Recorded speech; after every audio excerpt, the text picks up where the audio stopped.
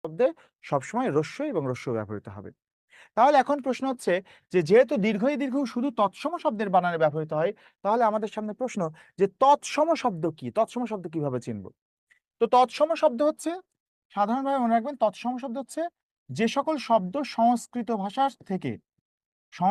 ভাষার যে সকল শব্দ সরাসরি কোনো পরিবর্তন ছাড়া হুবহু বাংলায় ব্যবহৃত হচ্ছে। সংস্কৃত ভাষার যে সকল শব্দ হুবহু আমরা ব্যবহার করছি, সেইগুলোকে বলা হয় তৎসম শব্দ। এখন এই তৎসম শব্দগুলো চিনব কিভাবে তার কিছু টেকনিক আছে। আসেন, তৎসম শব্দ কিভাবে চিনব সেই টেকনিকগুলো একটু দেখি।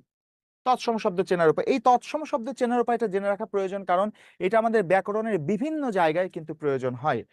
দীর্ঘ-ই,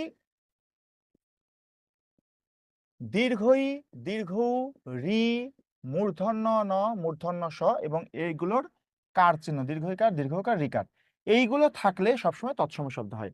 তাহলে দীর্ঘ-ই, দীর্ঘ উ, রিকার, রি, মূর্ধন্য, মূর্ধন্য স এগুলো থাকলে সবসময় তৎসম শব্দ হবে। যেমন দেখেন আমরা যদি বলি যে ঋণ,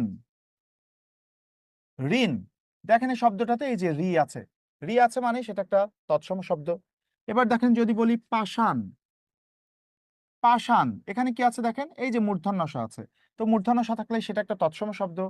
আবার যদি বলি কৃষক, কৃষক।